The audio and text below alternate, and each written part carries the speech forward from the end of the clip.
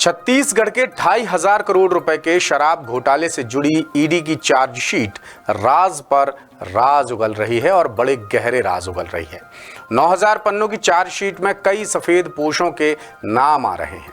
ED के मुताबिक घोटालेबाजों ने काली कमाई के लिए ABCD सिस्टम बना रखा था, जिसमें अवैध वसूली से लेकर हराम के पैसों की बंदरबांट तक शामिल थी। पूर्व मुख्यमंत्री भूपेश बघेल के इकलौते बेटे चैतन्य बघेल के राजदार लक्ष्मी नारायण उर्फ पप्पू बंसल ने ईडी के सामने कबूल किया है कि उसने 100 करोड़ रुपए तांत्रिक के श्रीवास्तव और 800 करोड़ रुपए प्रदेश कांग्रेस कोषाध्यक्ष राम गोपाल अग्रवाल तक पहुंचाए थे। वहीं ईडी ने बताया कि चैतन्य बघेल ने शराब घोटाले की काली कमाई को अपने प्रोजेक्ट ग्रीन विट्ठल प्रोजेक्ट में लगाया है। और क्या क्या राज उगल रही है, ईडी की डायरी बता रहे हैं रायपुर से हमारे ब्यूरो चीफ अरुण तिवारी।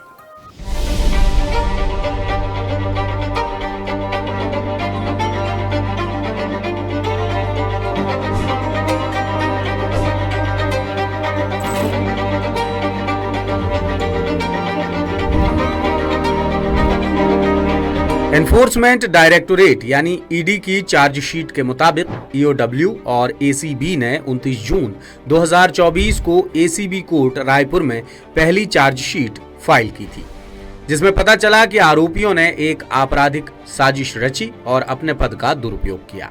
आरोपियों ने एक सिंडिकेट के रूप में विभिन्न अवैध और कपटपूर्ण तरीकों का इस्तेमाल किया और जालसाजी कर फर्जी दस्तावेज तैयार किए। उन्होंने बड़ी धोखाधड़ी को अंजाम देकर सरकार को भारी आर्थिक नुकसान पहुंचाया और अनुचित फायदा लिया। EOW और ACB ने 4 सप्लीमेंट्री चार्जशीट भी दायर की थी, जिनके मुताबिक आरोपियों ने शराब के अवैध कारोबार से 2,563 करोड़ रुपए की काली कमाई की थी। पूरे सिस्टम को 3 हिस्सों में बांटा गया था, A, B और C। पार्ट ए में शराब कारोबारियों से मिले कमीशन, बी में छत्तीसगढ़ की शराब दुकानों में डिस्टिलर, होलोग्राम निर्माता, शराब कारोबारी, ट्रांसपोर्टर्स और जिला आबकारी अधिकारियों के गठजोड़ से अवैध शराब के कारोबार और सी में कमीशन की बंदरबांट शामिल थी।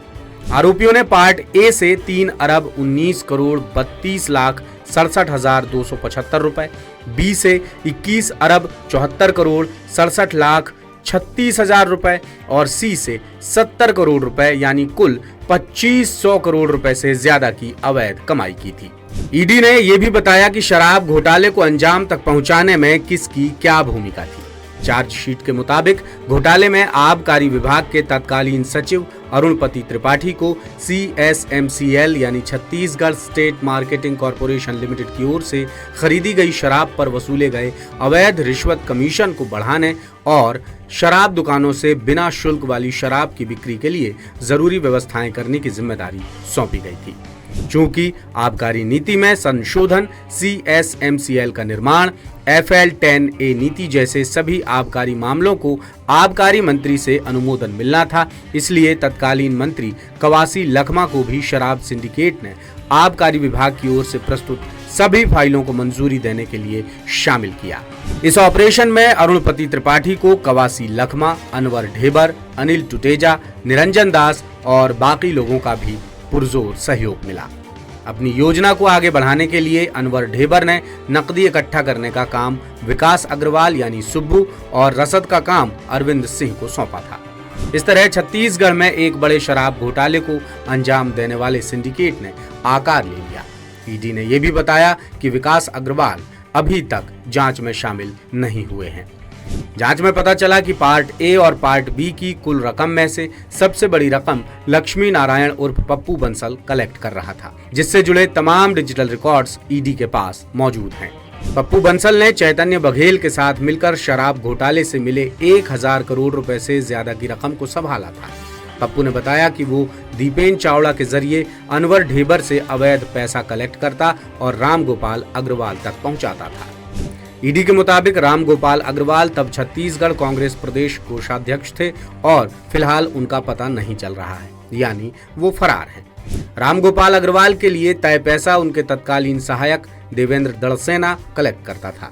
अग्रवाल ने चैतन्य बघेल के कहने पर के श्रीवास्तव को 80 से 100 करोड़ रुपए पहुंचाए थे।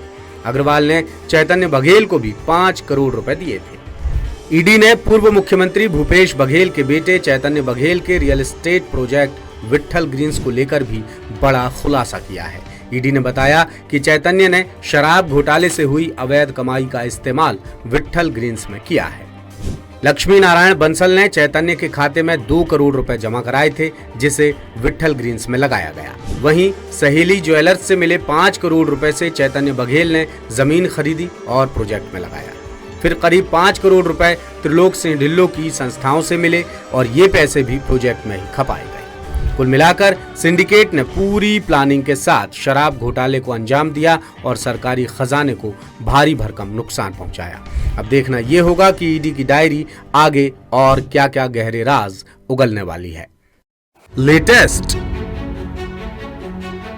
इन्वेस्टिगेटिव और इन डेप्थ खबरें देखने के लिए ज्वाइन कीजिए द सूत्र का व्हाट्सएप चैनल, सब्सक्राइब कीजिए यूट्यूब चैनल, लाइक कीजिए फेसबुक पेज और पढ़ते रहिए www.dasootra.com।